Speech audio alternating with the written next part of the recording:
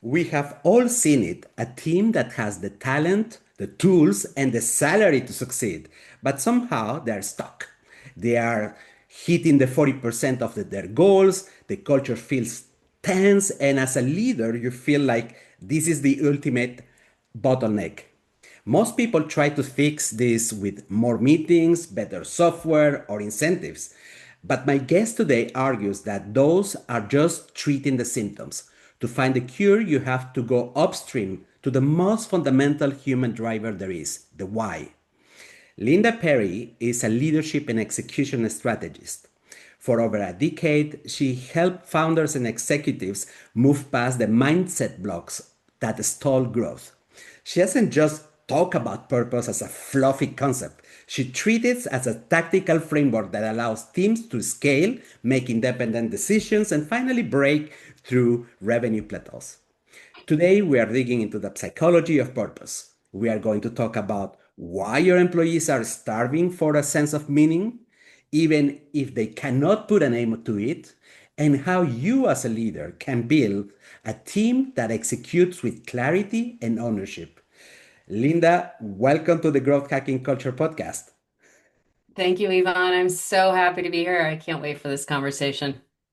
We, and as I mentioned just earlier on, we are going to be discussing about the psychology of purpose, but not only, I want to understand a little bit more about it. It becomes a little bit blurry in my mind that when you ask employees the question about purpose, they don't really care.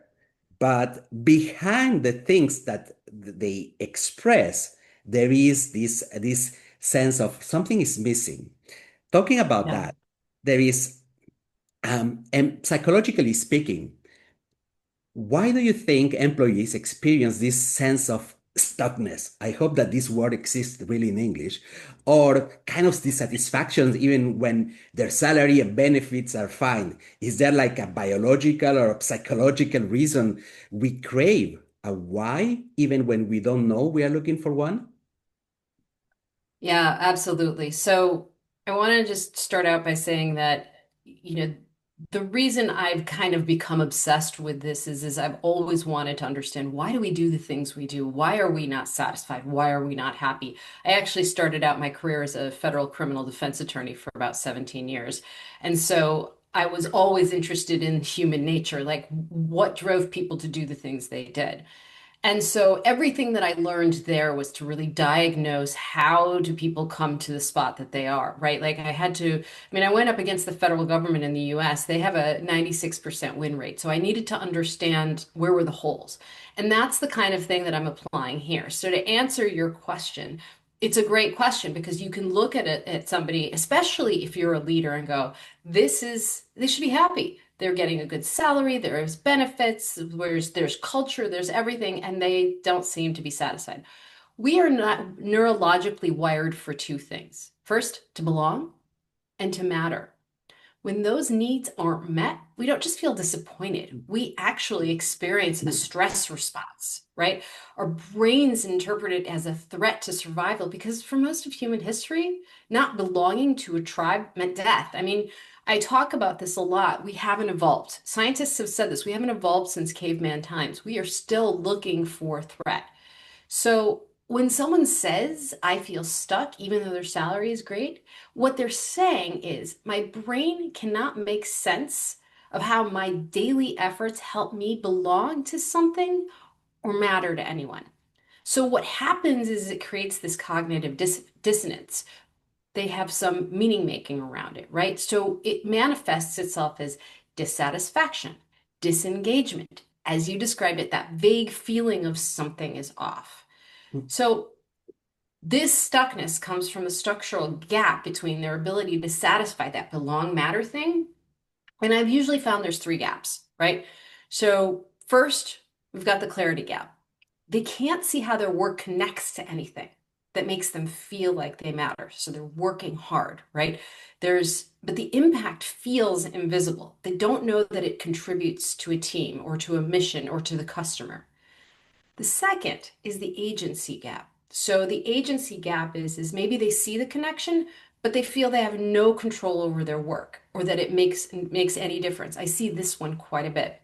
mm, Like they get that it matters, but the system prevents them from doing it. Somebody wants them to do it a certain way. They're not doing it how the leader wants. And so they start to feel frustrated. They think their way is better. So they're blocked from mattering. Now, the third is the values gap. They see it, they can control it, but it doesn't align with what makes them feel like they belong or matter. The company's version of mattering isn't their version. mm. So this is where we get into the individual why, right? And the why determines which gap hurts the most. Now, by the way, why is this concept that Simon Sinek started? But the why tool that I used was developed by this wonderful gentleman called by the name of Gary Sanchez. And there are 9 different whys. And so, like, if, for example, you have a why of contribute, that's one of the whys, you need to see a direct impact on others. The clarity gap kills you because you don't see how it's making a difference. If you have a why of trust, these are people who are loyal, dedicated. They need systems, they need reliable relationships. For them, it's likely an agency gap because you can't depend on anything working out right. Now, if you have a why of makes sense, these are your logical problem solvers, fast thinkers. You need logical coherence. So the values gap is intolerable if it doesn't match. So salary doesn't fix this stuckness Mm. because they're looking at, do I matter? It's not about can I survive? It's do I matter? So one's transactional, one's existential. And most Mm. leaders are dealing with the transactional. Does that all make sense? It does. It does. But then, because of the fact that you mentioned that you have been working in the Justice Department back in the US, I was thinking, and I want to be a little bit open. I mentioned to you that I grew up before my adulthood in Latin America. And you have mentioned a couple of elements that made me think about the time back then. Sense of belonging, purpose, agency. Does it matter what Mhm. I do? Does it have any impact? Do I count in this? And I have seen back in the days when I was 14, 13, people who were good people doing bad things because of this lack of the 3 things. Do I belong to the society? I'm so poor that nobody cares if tomorrow I enter into that garden to steal a couple of fruits, even a couple of Right. chickens. I know that it looks a little bit weird to mention chickens, but it happens. So the context of determines a little bit of the actions, right? And now, 100%. in terms of fairness, of justice, should we consider that as a judgment of the person? Is this person still a good person because of the context that he doesn't feel belonging, he's so poor that he's just hungry, and he doesn't count for the society? Can he go and do something that is determined by justice, most of the justice in the world, as a criminal act? Sorry, Oh, yeah, I such an deviated it's a completely, great but question. It's okay. So, but it there's parallels here, right? So what I want you to think about is I mean, everybody used to ask me, how did you defend people who were charged with crimes? I said, because they're people and they make mistakes and they had reasons behind it. I actually used to love sentencing days. The only reason why is I could give somebody their voice. I could talk about some of who they were and what drove them to the decisions they made. And a lot of it is exactly what you say is that they didn't have the agency over their own life. And so it's the same thing. We just don't see it in business, but it's the exact same thing. And so what my job was to give it back to them in some human sense. And as a leader, that's really what our jobs are, is to give back to our employees, our culture, our teams, the ability to feel like something is within their control and what matters. And while it feels like a lot of work to guess, like, okay, so Yvonne, what matters to you may not matter to me, it may feel like a lot of work to understand that. I cut that short and help people understand. But where you're saving is on the back end. I mean, that goes back to the justice system, right? Imagine if we had addressed this early on, we might not have half the problems with crimes or additional things. And so it. 100% that is where something like this is such a parallel. Mm. And So thinking about the employee, I want to get back to the situation Yeah. of the workplace. When an employee doesn't know their why, they often fill up the gap with limiting beliefs or internal friction. So they either the pain in the ass who are going to be saying no to everything, or they don't feel capable of doing what they could potentially do if they are in a mental state that is optimal. How does this lack of purpose manifest in an employee daily mindset and internal dialogue? What is happening in the brain? Why do we have this connection between is me in Yeah. when in reality is the context, the lack of purpose that Yep. is pushing people into a corner? You hit about a couple things. So my training for the work that I do is I studied the work of Carl Jung in the Shadow, which is really all of living in limiting beliefs. So that's where I originally started when I shifted out of the law. And the idea is that we all, we think that we're making conscious decisions on a daily basis, but literally 95% of our decisions are made by the subconscious brain. And that's really where our limiting or shadow beliefs live. This is where what's driving the bus, as I always say. So, as you said, how does this lack of purpose manifest in their daily mindset? Well, what happens is we end up on autopilot. If we don't understand or see the connection to our own purpose, let's say our own why, or if we don't see the connection to the bigger why of the company, we tend to default back to autopilot and to a lot of these limiting beliefs. So it may manifest itself mostly as thinking like, why bother? My Hmm. efforts aren't going to amount to anything. And this is dangerous because we've all heard of quiet quitting for a long time, right? Or they, like they show up, but they're not really showing up. And this is also the time when people start to look for a new job, right? And so you have a checked out employee. And this is where dissatisfaction and the lack of trust kick in. So one of the biggest problems I see with teams and their junior members is this, there's this lack of trust in their senior members, and it's subtle and it's unspoken. They don't Hmm. trust things are going to change, right? That's their beliefs. They don't trust that they have input, and it ends up eating away at them. And then in turn, the employee loses their confidence because every comment or every piece of feedback is criticism. It's judgment. It's putting them down. It's again removing their agency. And again, because the brain is designed to protect itself from these hurts, from these old stories, these wounds, we all come with them. I mean, everything we think about ourselves, according to Jung, was formed before the age of 10. So they're running the big picture. And so they can't see how they fit in. And this is more extreme with certain whys. So, for example, I have a why of better way. What that means is I'm always looking for a better way. Like whether I'm going to the grocery store, how do I walk to the grocery store a better way? What's faster? How do I improve on something? Contribute are those people who care about a mission. Trust, those get really, really sort of caught up in this and they struggle. And so it really manifests itself in the daily mindset of themselves and putting themselves down, but it really impacts their work. And it's hard for a leader because they don't see that gap because it's often unspoken. Hmm. You got me interested when you mentioned about that you have an assessment that helps people identify X number of whys. So imagine that we are doing that together. And so I know identify my why. What can I do next? Does it Yes. mean that from now on, all decisions needs to be anchored to this why? And how do we make it match to my company who has a shitty why? In fact, they have a mission statement that it looks like business, and I don't give a shit about what that they are number Right. one in car manufacturing. I don't care. How do Yeah. we what do we do with this information?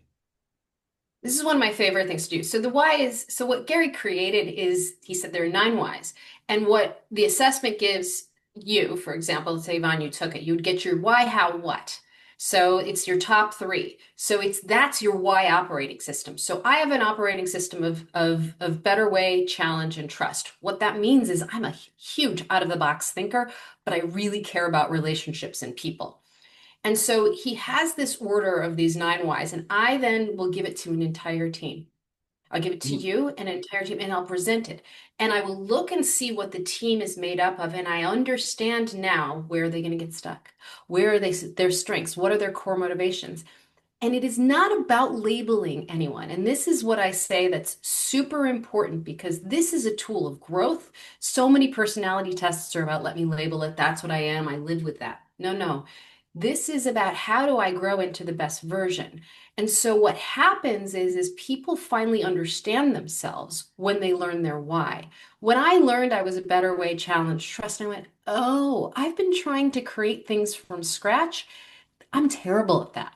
I'm wasting hours. Now I know how to hire somebody who's going to help me, who's really like a right way, a make sense, a clarified person, somebody who loves systems. I hate them. I'll apply them, but I'm terrible at designing them. So when you learn that, you can now learn your strength. And for a leader, that's incredibly important too, because now, let's say, Yvonne, I know what yours is. I'm going to guess you have contribute somewhere up there because you ooze liking people. I mean, just from listening to you, it's like you have this warmth, right? I would then make sure that you're in charge of maybe leading others, making sure that you're in a daily contact with others or with clients, that you're outward facing. Whatever that is, me understanding your why makes it so much better for the both of us. And for you, it can really open doors saying, yeah, I either fit in here or I don't. Or let's say, I have a great example. I just did a company that their why overarching was better way and contribute across the board. They're huge innovators and their culture is so lovely. Now, the right way person, and there are a few of them, you might say, how do they fit in? The right way people are, there's a right way, there are procedures, there's my way, the right way, they're kind of rigid, but they're necessary for execution. So you show them how they're invaluable to the piece and how their role is actually critical because otherwise nothing would get launched. Mm. And so this is how we start to look at this kind of a tool, and it makes my job so much fun. I feel connected to you, Linda, really, because this Mediterranean way of not really liking that processes. I feel you. I feel you. Latin Oh, people, Mediterranean people, same, huh? Um, same, yeah. but I have a Totally. question about this idea of purpose.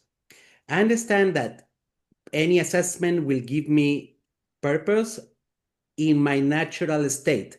That means that this is not applicable in conditions, external conditions that are different than the normal.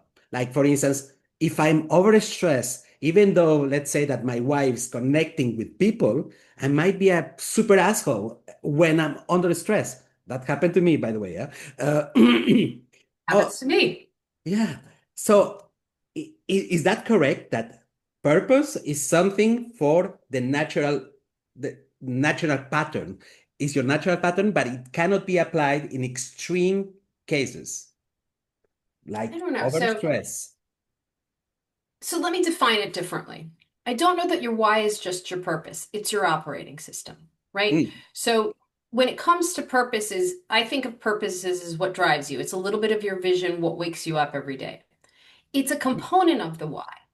And when I look at somebody's why, so I've gotten very good at reading these, right? I've done over 150 of these. And so I look at them and I say, okay, I get to see the full nine why and I get to see the order. And what I've learned is that in certain spots, it'll tell me where you get stuck. So, for example, in my fourth position, I have right way. So I get really rigid when I'm stressed.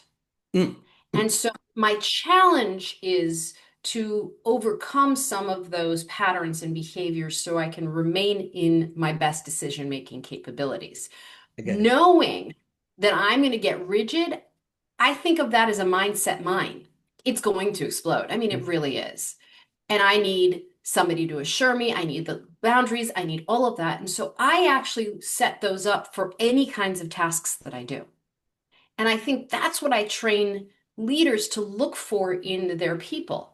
Now, this, if you have bigger teams, obviously you hope your managers are going to do the same thing for you. But this is the point is that it's not so much that your purpose is separate from yourself in different states. It's always there. It's just what's covering it up.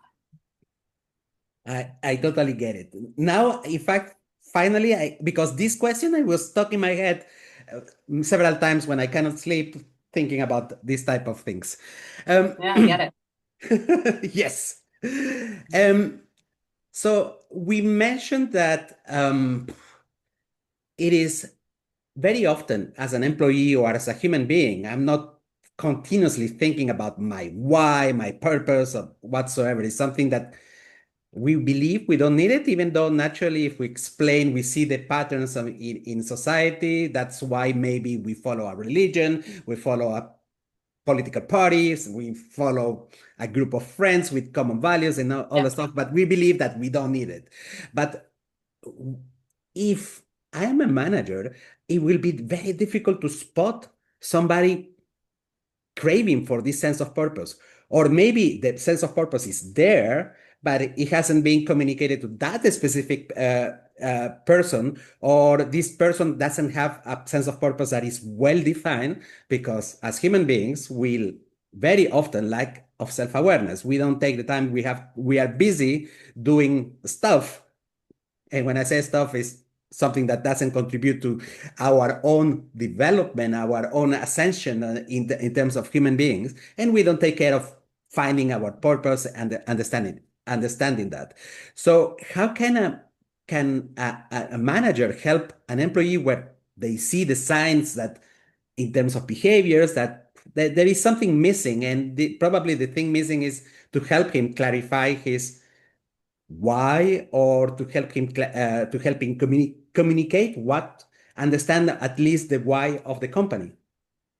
Yeah. So one of the reasons I start with why, whenever I work with anybody, it's the first thing that I do is let's assess everybody, because what we are automatically giving somebody is their sense of self. Oh, this is what I'm good at. This is where I thrive. There's this light bulb moment, something opens up for them. So it's one of the reasons I start there, because it automatically gets this buy-in, right? Because they're like, oh, that's what I'm like. Oh, yeah, that makes sense. And I will tell you, I've done 150 of them. None of them, this guy created a brilliant assessment because they haven't been wrong yet. I sound like a psychic when I talk to people. It's so much fun. Like, here's what it tells me. And here's what a manager can look for. The telltale sign, maybe, is they can't tell you what they want. So ask them, where do you want to be in a year? You're going to get vague answers. You're going to get st blank stares or deflection. They haven't thought about it because they have no vision for their own future, not for their role, not for their career, not for anything. And what you'll see in the daily behaviors, they'll slug through work. There's no intentionality, no forward momentum. They're a little like Eeyore, the character, right? They're frustrated. They complain, but they can't tell you what to do to make it better. There's no direction. So this is, they're doing their job, right? And they may even be excelling at certain pieces of their job, but there's no compass. You don't have that feel that they're being pulled forward. They're purely reactive. They'll do what you say, but they're never going to initiate something. And it's not that this is something that somebody doesn't align with the company's vision. It's just that they don't have vision for themselves. And when you don't have vision for your future, every day feels sort of arbitrary. There's no why, because there's no where. And so in my framework, the first link in the chain is vision. People hate spending time on this, by the way. They're like, oh, that's so fluffy. Vision's so fluffy. But the truth is it's this anchor for people, myself as an individual, and for businesses. So I actually really like spend time, because people will have a one sentence vision. I'm like, does that get you out of bed? The idea is that you when you start to anchor somebody, and we all have vision, by the way, we think, oh, I don't know what I want. We do. It's just covered up with all the shoulds and have tos and Yeah. life and all of that. And so the missing link isn't so much the purpose, it's vision. And when you can actually get people to start to see, this is what I want. And I will tell you, when it comes to work, there's people like me who are obsessed with what I do. I mean, you say people don't make time for personal growth. I mean, I've made a business out of it. I love it, right? So I'm always in it. I'm like, how do I get better every day? But I'm weird, right? And so there are people whose work is their purpose. And there are those whose work leads them to their purpose. Maybe it's their family, maybe it's, something outside of work. Neither is better. The point being is it's just trying to anchor somebody into what is it for them? Because once they can see that, they can connect back. Maybe they don't care about the widgets that they're making at work, but it does feed their family. And so if they connect to that, they're much happier, motivated, and they'll show up. And if somebody is connected to the real purpose of the company, the mission, great. And that's how they function. That's what we want to tie them into. And so when I work with companies and I do this vision and goals exercise, because they are two very separate things and people treat them as the same. When I do this exercise, I invite people to think about their own goals because I will put the company vision up. I will work with the CEO, COO first and put that up on a screen so they can see it. But then I say, where's yours? And I invite them to do theirs because the more they can anchor into it, the more their choices become different. And that's really critical for team growth, for the execution, all that stuff that doing stuff Hmm. then actually flows. So You mentioned this feeling of or detecting these signs of apathy. I call it apathy. You call it something else, but let's call it apathy. Like the person is oh just yeah. doing his job, nothing else. There is no spices, Serbian spices that we mentioned before, uh, on top that makes them feel with passion about doing things. And I have very often observed that if when we have misalignment between when we feel empty because we don't have a sense of purpose or we haven't identified our why, then this apathy goes into burnout. Very often we Yeah. say burnout is overworking. No fucking way. No, it's when you are working in the wrong things, and that could be this is one of the reasons. But I wanted to ask you, how can we identify the in some cases it might be that some people wants has too many whys, like, or has too many ambitions, that is not only one or two things that anchor the person, but says, but by the way, so my some of my purpose in life is to be rich, and at the same time to have time for my family, and at the same time to have to be able to travel the world. And there is confusion between things that gives you pleasure and things that give you meaning. Is there a way to help them understand this is not the same? Yeah. I love this question actually, because what I call this so this is why the vision exercise is so important because it's important to put on paper. Yeah, I want to be rich. I want to travel the world, but I also don't want to work a lot, right? Or I want to be there for my family. When you put it on paper, you start to see you can't do all of it. So I call this conflicting agendas, right? There are conflicting visions, if you will. And so when it becomes clear that you cannot do all of these things, it becomes a matter of prioritizing. I often look at stages of life. I'm at the stage of life now where my kids are grown and I actually can be a little bit more selfish, right? Like I can do some more of the things that I want, travel, all of that. So, Lucky you. yeah, right. I mean, they're grown and they still need me, but different ways. And so the idea is that what's on your plate, you can look at all these stages of life and you start to recognize that you cannot do all of these things. Now, this is hard for somebody with a why of better way because I have a million interests and I'm like, oh, I can bounce here, I can bounce here. But when you recognize these are part of your patterns, that it's actually self-sabotage, you're not getting to where you want to go. So this is the mindset piece. So when I'm really looking, for example, at the why, I start with the why, then I look back at the vision, and then I look at, okay, if this is where you want to go, what's going to get in the way? Well, you've got kids that are 5 and 7. That means that you have to be home to help do X, Y, Z. And now you want to go make $1 million, but you have a small team of three, and it's not going to happen. And so there's this, what's going to get in the way? That's how we start to have burnout, right? And so that's the doing too much. And so it's starting to really create cognizance and awareness for individuals and teams of saying what's really possible. One of the things that I love doing is going and working on goals. So you started off the podcast saying that there's 40% achievement in goals. That's pretty average. My goal is to get them to 80% by the end of the year. Let's say I start working with them at the beginning of the year. My goal is to have them execute at 80. The reason that most goals fail is for so many reasons, but let's say they're setting too many of them to start with, right? Or they're putting them all in one year, and that just doesn't work. And so the idea is really starting to piece apart these patterns. The why tells me a lot about what the patterns are going to be, whether it's individual and a company. But even on that, and just starting to recognize, oh my God, I've got different pulls. Which one do I follow? The vision will tell you ultimately which one you follow and make better choices. Does that help to understand some of that? It does. It does. Yeah. I don't know if I read about it or I saw it in one of the videos that you have been recurrently publishing regarding the things that you work on. You talk about a team that makes decision without you. How Oh, does yeah. a shared sense of purpose actually function as a practical decision-making framework for, especially for a junior employee, the guy who just came and he doesn't Yeah. know yet? That's a great question. So I don't know that everybody has to have that shared sense of purpose.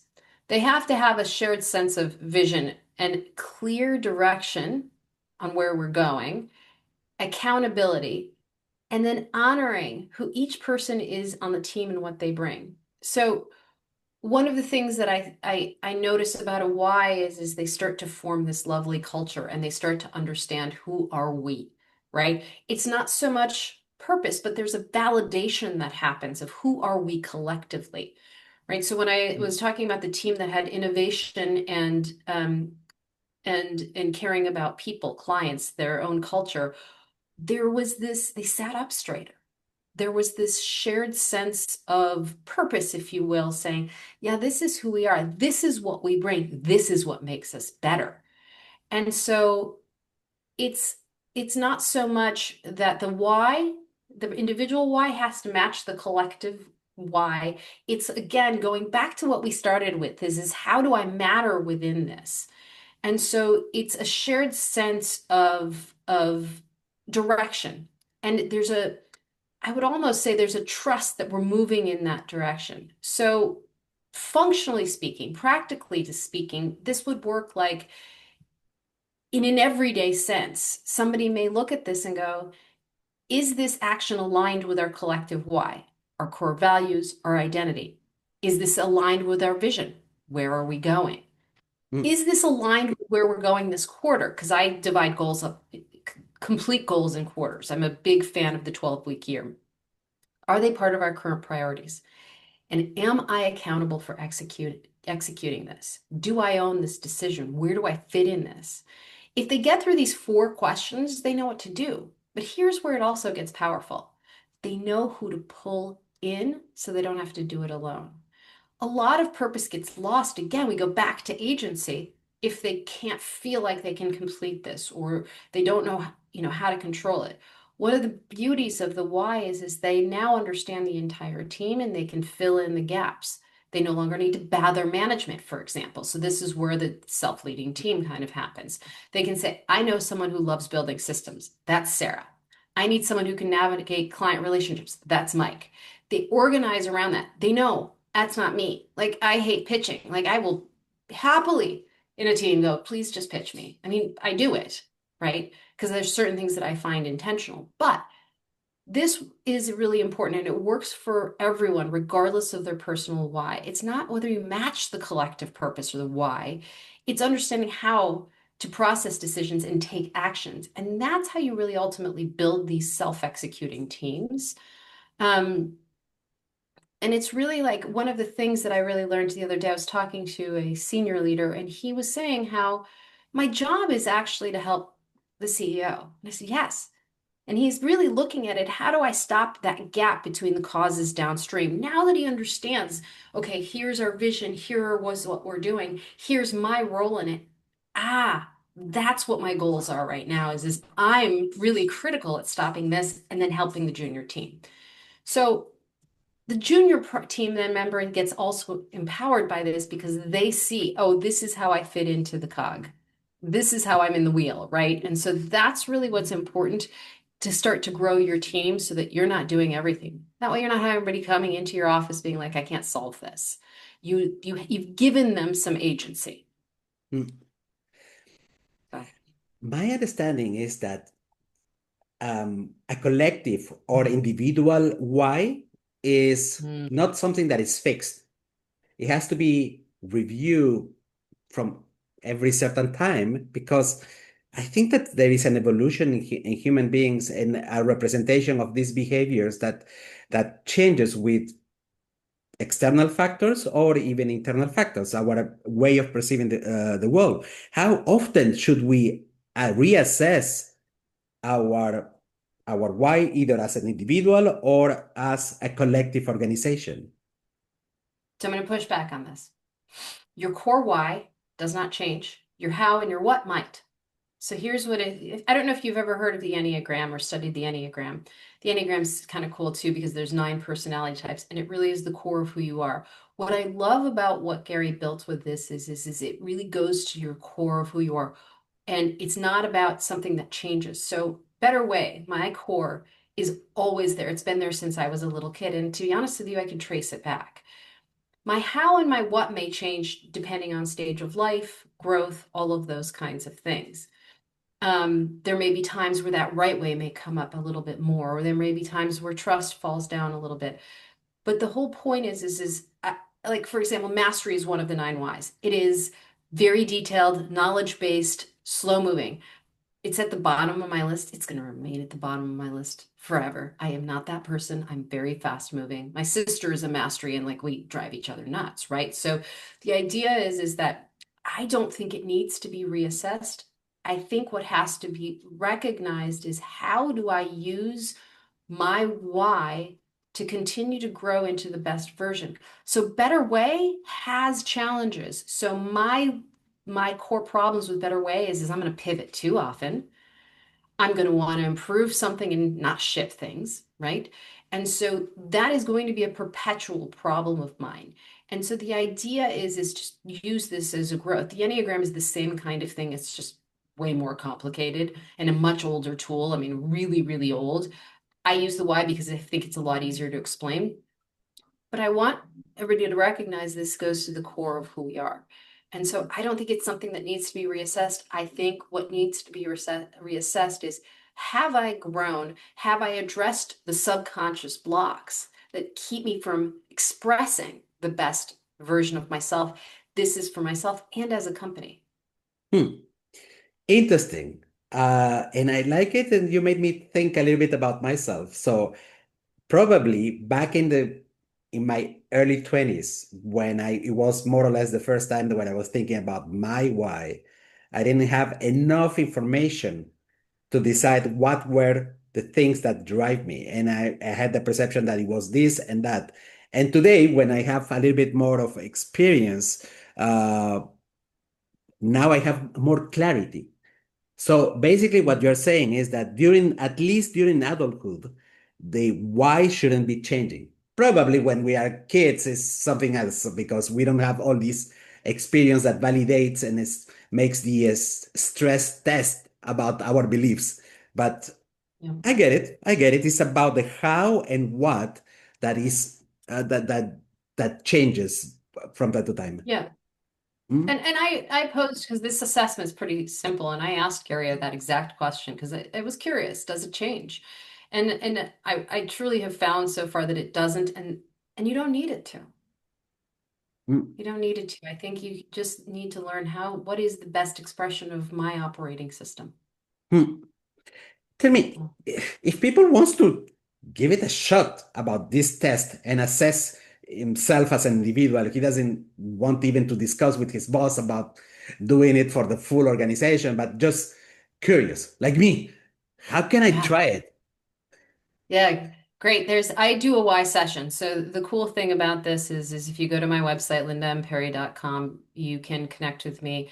And I do a wise individual session. And what happens in that session is I review your operating system, but I also give you the full 9 why, which only I can see, which will we then go and we'll say, okay, this is, I know that, like, let's say if mastery was in your last position, I said, I know you won't get stuck here. And so I give you an entire layout and a written up thing for you. And it's an hour long session plus a write up that I give after you've taken this simple assessment and we go over it. And it really gives you sort of your blueprint of who am I and who should I surround myself with? Like we walk through who's best to support you. And so that's it's called the why session, and it's what I do for individuals if they're ever interested. And it's a great place to start to say, is this who I am and how do I function? So that's how you can start. Um, I have to push back, and you use that word. I think that this is the unique way to start. If you don't understand in the path to self-awareness, if you don't understand what is driving your decisions today, uh, that's like the step zero to in order to have a journey of more knowledge about yourself, more alignment with the lifestyle that you have chosen or somebody else has chosen. Uh, Yep. I think it is a wonderful start. Now, for this, the skeptical executive who thinks purpose is a soft topic, some bullshit that was made by Californians. I love that. How does fixing this upstream cause lead to downstream revenue growth or better execution in a corporate life? Yeah, so it's not soft because here's the thing. I want anybody who is in that sort of CEO or higher up manager position to think about any time they needed to change something, do something new, implement a new system, implement, anything that needed execution. The first thing that happens is pushback. It's human nature. That's how we're wired. We don't like change. Oh, this is just another one of those things they're bringing in. The truth is that the understanding the why or understanding the purpose can help you really get buy-in for those things. So oftentimes when I'm coaching a COO, I'll say, okay, you've got this new system. You're dealing with a right way person who's gonna get stuck, or you're dealing with a make sense person or a clarify person who's gonna ask you 1,000 questions. Here's how you address that to get buy-in. And if I know the makeup of the leadership team and you really need buy-in, I said, these are the language, this is the language you use, this is the buy-in. And so that the downstream problems, you save yourself hours, you get buy-in, you get execution, and your plateaus now change. And that's why I tackle this because I see that people will spend money on systems that will not work without this. That is true. Linda, it has been really nice to discuss with you, not only from the personal level, but to cover a topic that is very often ghosting my brain, going around this sense of purpose, understanding a little bit more myself, prioritizing better my life also is something that is always like tensing me all the time. And the explanation that you have given, based on science, based on also the good experience that you have in human judgment, that is amazing. Linda, it has been wonderful to have you as a guest here in the Growth Hacking Culture podcast. Thank you so much, Yvonne. I love this conversation. Thank you for the opportunity. One last question. So, if I understand correctly, the best way to reach you out is to go to your website, lindaandperry.com. Yes, and I'm always, always on LinkedIn as well. So you can always find me on LinkedIn at that / Linda M. Perry. So Linda Perry is a rock star, so it's make sure you include the M. That's the only way to find me. I will put the link below this episode. Thank you, Linda, for your time. It was wonderful to Thank, have a discussion with you. thank you.